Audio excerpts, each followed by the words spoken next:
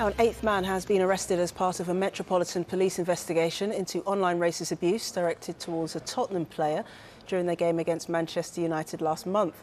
Overall, 12 people have been arrested or interviewed under caution under suspicion of using words or behaviour or displaying written material with intent to stir up racial hatred. The police action, which has occurred over the past 2 weeks, culminated with the arrest of a man in Greater Manchester yesterday. The investigation has been a collaboration between the Metropolitan and Greater Manchester police forces. Well, the investigation has led to arrests across England and Wales. One man has been arrested in Bristol with another in Poole in Dorset. A 29-year-old from Hartlepool, a 26-year-old from Retford in Nottinghamshire and a 27-year-old from Warrington were arrested. 3 men from Wales were also arrested, with the Metropolitan Police working with local officers. 4 other men from Greater Manchester, Lincolnshire, Dorset and Wales were interviewed under caution.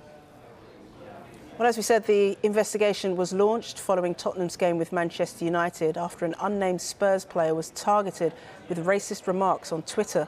The abuse was initially detected by United's online reporting tool before being referred to the police. Well, Metropolitan Police Detective Sergeant Matt Simpson has been leading the investigation, and he hopes what they're doing now will show just how seriously the police are taking online abuse.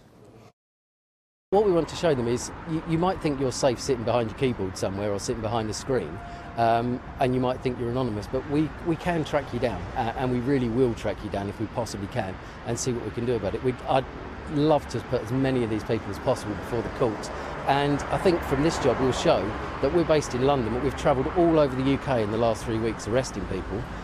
Doesn't matter where you are, we will come and get you for this. We just hope we can get them before a court, and then at that point it's down to the courts to decide what happens to them. But we're very hopeful that the clubs, and we know they are supportive of what we're doing and being as helpful as they can be, will look to ban these people from ever going to the stadiums. I know they're blocking them from social media, things like that. It's coming up to that time at the moment with the Euros. It's going to be a really busy summer for football, and we're just looking to do everything we can to show people that we will not accept this sort of behaviour linked to football at all.